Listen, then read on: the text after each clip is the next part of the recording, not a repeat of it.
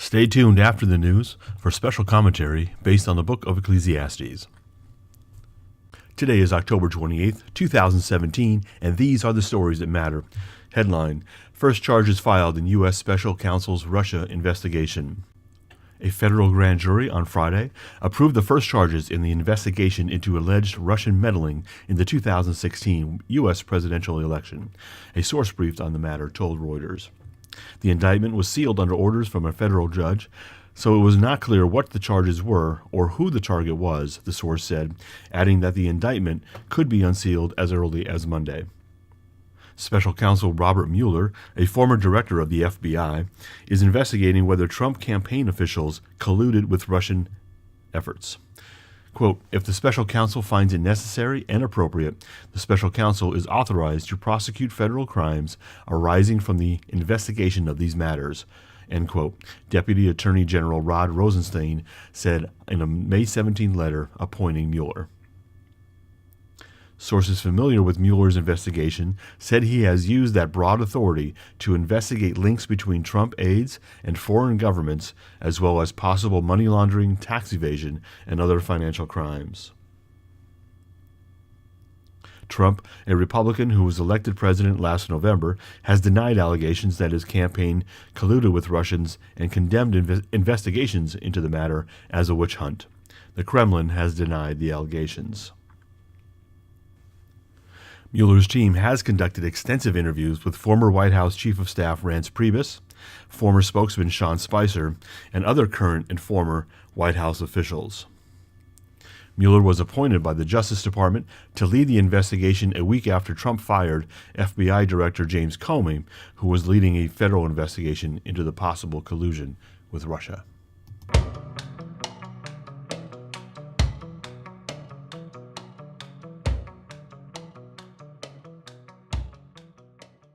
Headline: New York and California governors say residents would suffer under Trump tax cuts. New York and California's Democratic governors said on Friday residents would face hefty tax increases and some would leave their states under a proposal in the Republican tax plan that would eliminate state and local tax deductions on federal income tax. Andrew Cuomo of New York and Jerry Brown of California spoke in a joint conference call a day after the Republican-controlled U.S. House of Representatives passed a measure that advanced President Donald Trump's tax plan. Republican leaders have sketched out an outline of the tax measures that would eliminate the tax break, although detailed legislation will not be unveiled until next Wednesday. If the so-called SALT deduction were eliminated, the tax package would disproportionately hit residents of states that have high income taxes, many of which are historically Democratic, the governor said. The state and local tax deduction allows residents to subtract income taxes paid to states and local governments from the total income taxed by the federal government taxes.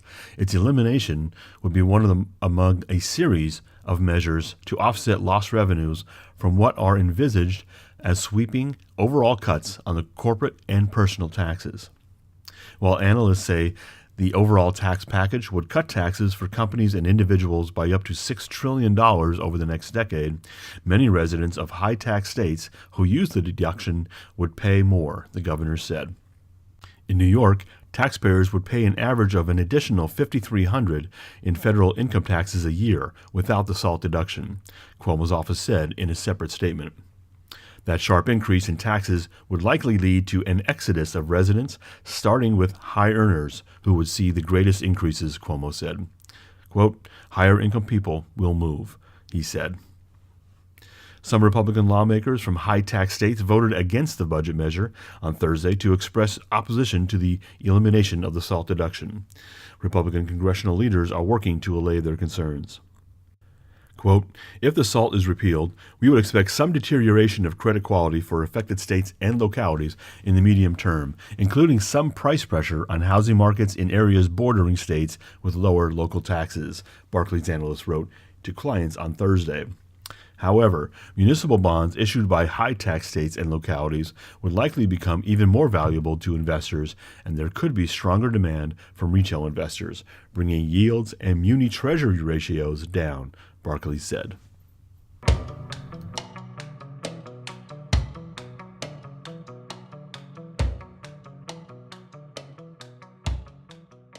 Headline: Mattis in Seoul says U.S. can't accept nuclear North Korea. U.S. Defense Secretary Jim Mattis said on Saturday that he could not imagine the United States ever accepting a nuclear North Korea, warning that its rapidly advancing nuclear and missile programs would undermine, not strengthen, its security. Mattis has been at pains during his week-long trip to Asia to stress that diplomacy is America's preferred course, a message he returned to after top-level military talks in Seoul on Saturday and at the tense border area with North Korea on Friday. Still, he warned Pyongyang that its military was no match for the U.S.-South Korean alliance, and that diplomacy was most effective, quote, when backed by credible military force, end quote. Make no mistake, any attack on the United States or our allies will be defeated, and any use of nuclear weapons by the North will be met with a massive military response that is both effective and overwhelming, end quote, Mattis said. Tension between North Korea and the United States has been building after a series of nuclear and missile tests by Pyongyang and bellicose verbal exchanges between North Korean leader Kim Jong-un and President Donald Trump. The CIA has said North Korea could only be months away from developing the ability to hit the United States with nuclear weapons, a scenario Trump has vowed to prevent. President Trump, who has threatened to destroy North Korea if necessary, leaves on his first trip as president to Asia next week, including a stop in South Korea to meet President Moon Jae-in. Moon, after talks with Mattis on Friday, said the aggressive deployment of U.S. strategic assets in the region, which have included overflights by U.S. bombers, had been effective in deterring the North Korean threat. During Mattis's trip to the Inter-Korean Demilitarized Zone, the DMZ, on Friday, he was briefed on the posture of North Korean artillery. Defense Minister Song suggested that U.S. and South Korean missile defenses simply could not stop all of the weapons trained on the South. Still, Mattis reaffirmed to reporters in South Korea that military options do exist to deal with the North Korean threat that spared the South's capital, Seoul. Mattis, who has made such assurances in the past, did not disclose what those options were.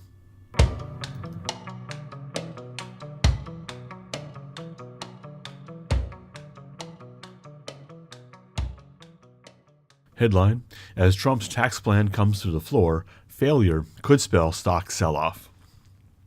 Investors are increasingly pricing in the effect of a corporate tax cut into the shares of U.S. companies, leaving the market primed for a steep sell-off if the Republican-controlled Congress fails to pass one of President Donald Trump's top priorities.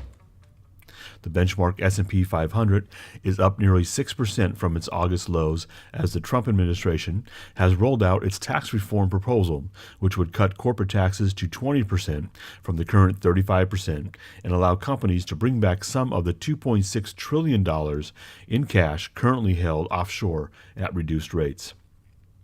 Bank of America Merrill Lynch said that a positive boost from taxes, quote, had been priced out of the stocks in July, but has been making a solid comeback, end quote. Yet there are signs that the Trump administration has little room for error as it gets ready to introduce its tax legislation next week. The House of Representatives narrowly passed a budget measure on Thursday necessary for a vote on the tax bill, with Republicans from such high tax states as New York and New Jersey among the opponents out of concerns that a bill would eliminate the deduction of state and local taxes. President Trump must also stem potential revolts over a proposal to scale back the level of tax-deferred contributions to 401k retirement savings plans, which many middle-class Americans rely on for their retirement. Quote, the nature of the rally over the last 2 months has been tax cut-led. If we don't get it cut, then the market is going down, end quote, said Edward Perkin, Chief Equity Investment Officer at Eaton Vance. Such a decline would be the first significant sell-off of the year, he said, but would not likely be near the 20% decline that signifies the start of a bear market. A collapse in the tax measure would likely send the S&P 500 down 5% or more, Goldman Sachs said in an October 20th note. Quote, tax reform will determine the direction of the S&P 500's next 100 points, the report said. Peter Tuz, president of Chase Investment Counsel in Charlottesville, Virginia, said that Trump's clashes over the last week with members of his own party could threaten the tax bill's success because it could alienate other Republicans. Because Republicans only hold a slim 52 to 48 seat advantage in the Senate, Trump can afford to lose only 2 votes.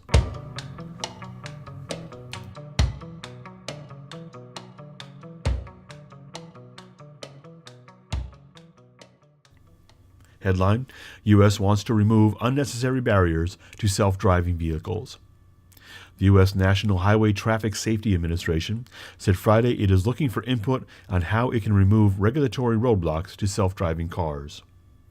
The Auto Safety Agency said in a report that it wants to find any unnecessary regulatory barriers to self-driving cars, particularly those that are not equipped with controls for a human driver. The agency also wants comments on what research it needs to conduct before deciding whether to eliminate or rewrite regulations. But it could take the agency years to complete the research and finalize rules changes, and advocates are pushing Congress to act. Automakers must meet nearly 75 auto safety standards, many of which were written with the assumption that a licensed driver will be in control of the vehicle. The agency said last year that current regulations pose significant regulatory hurdles to vehicles without human controls. In early October, a U.S. Senate committee gave the green light to a bill aimed at speeding the use of self-driving cars without human controls and would allow the agency to waive requirements. The Senate Commerce Committee approved the bill, and the U.S. House passed a similar measure last month. Automakers would be able to win exemptions from the agency for safety rules up to 80,000 vehicles annually within 3 years.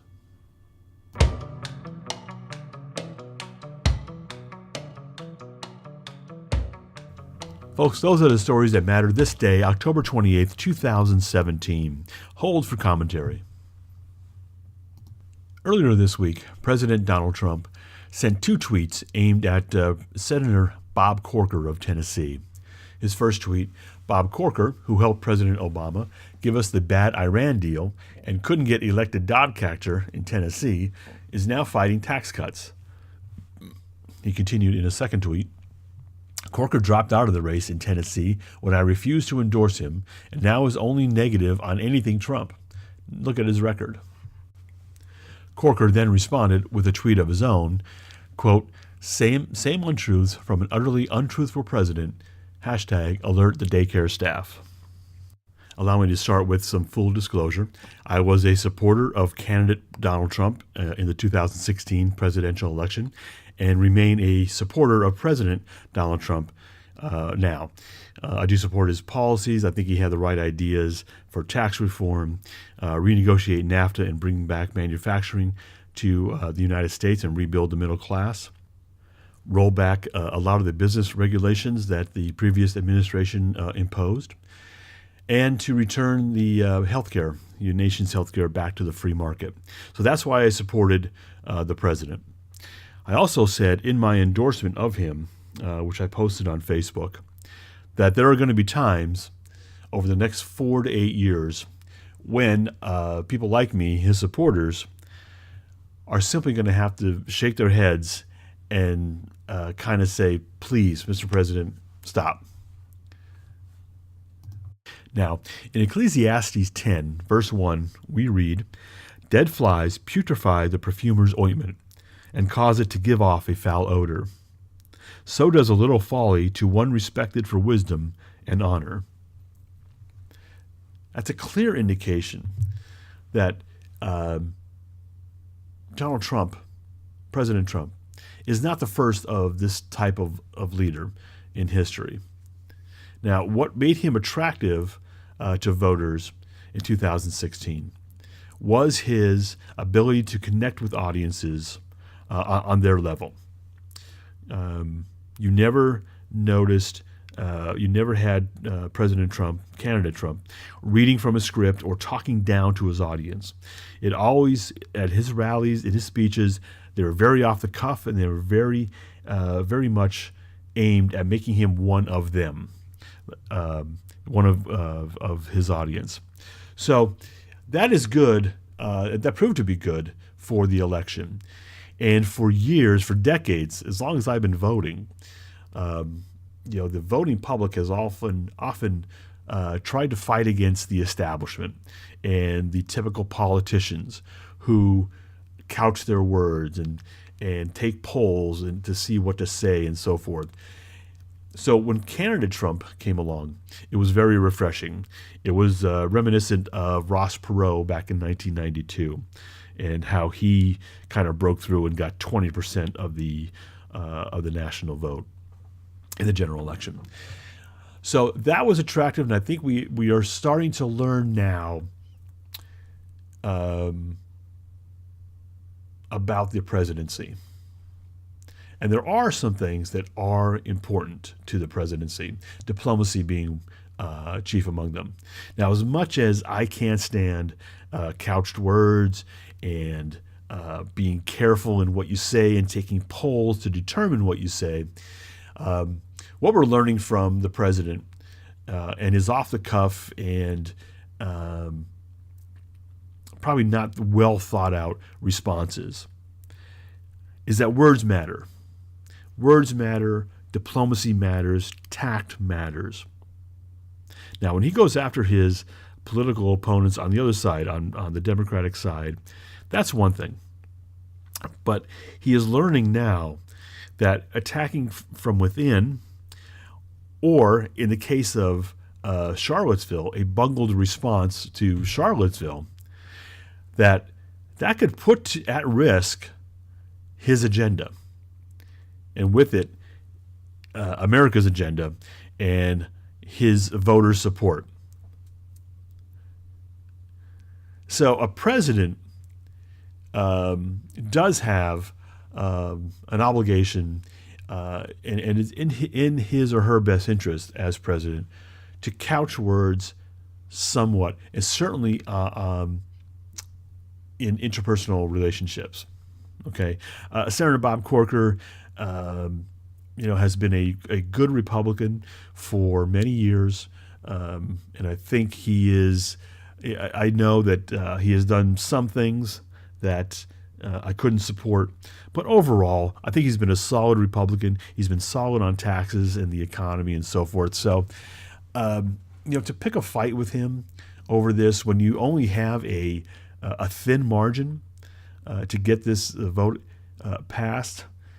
That's just silliness, and it reflects on the president, and not only that, but it reflects on the presidency.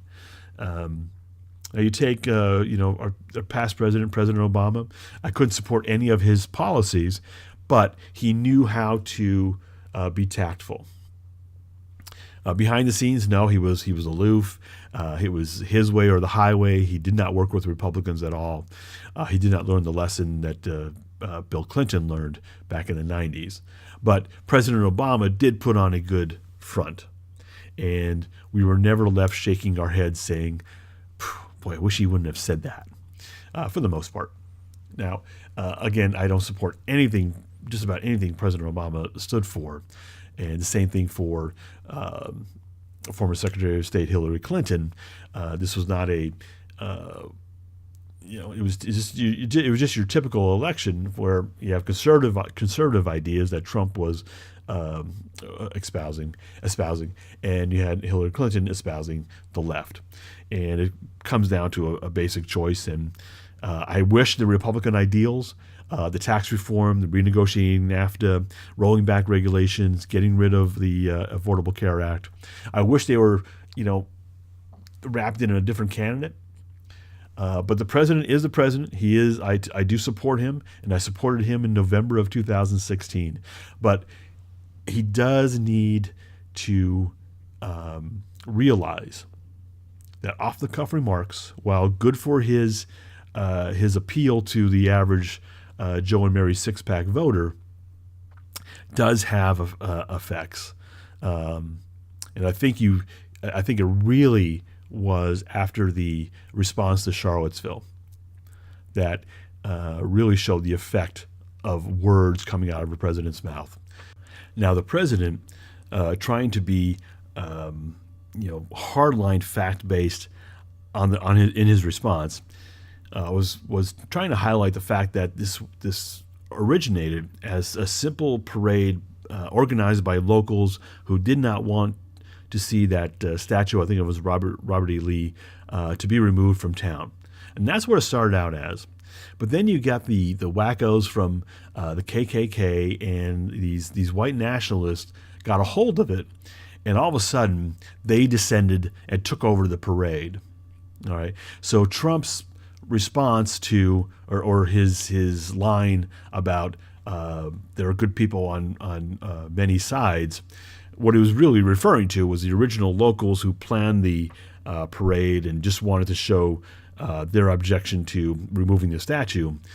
But he has to realize that in the media and in the overall conversation, right or wrong, people didn't see that part. What the national conversation was at that point was racist, white nationalist, KKK against people of color, minorities, etc. So there was no room for, hey, let's get to the nitty-gritty facts on this. His initial response needed to be a calming down and a condemnation of the KKK and white nationalists, and certainly the car being driven into the crowd. And it needed to stay there. Leave your proxies, leave your subordinates to address the facts of, hey, wait a second, this started out as just a local little demonstration, and it got overtaken by a bunch of wackos. That's what it needed to happen, and it didn't. He took it upon himself to inject himself into that minutia, which he shouldn't have done. It should have been a straightforward, we are not a racist nation, we do not condone this, and these people will be held to account. So same here with the response to Corker, Senator Corker, and his possible opposition or whatever the idea was.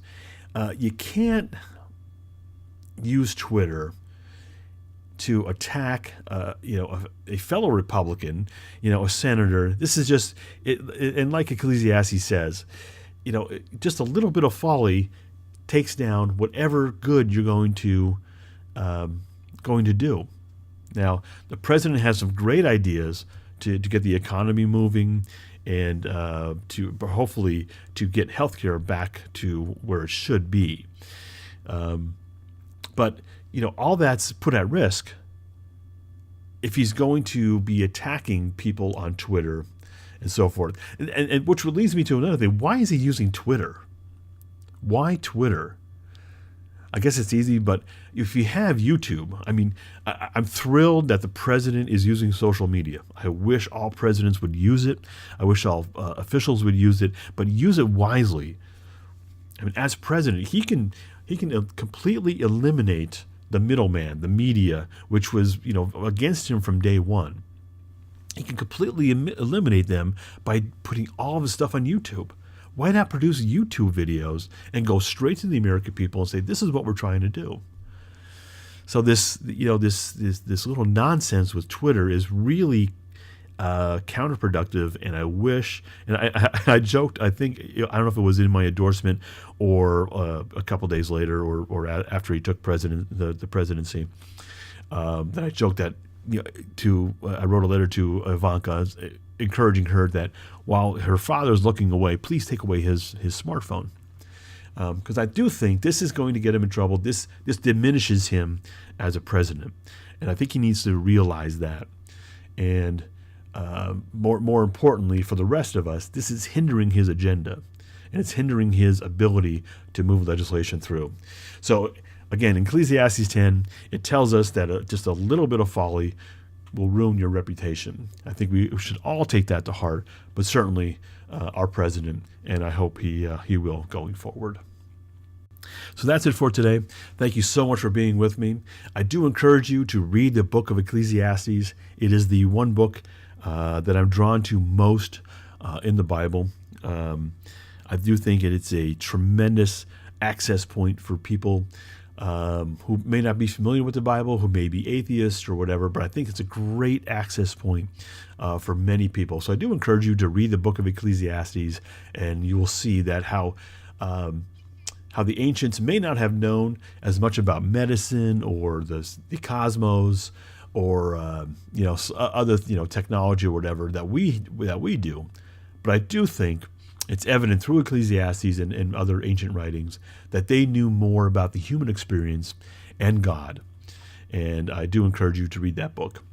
That's it for today. Thank you so much again. Do not have a great day. Get out there and make it a great day. See you soon.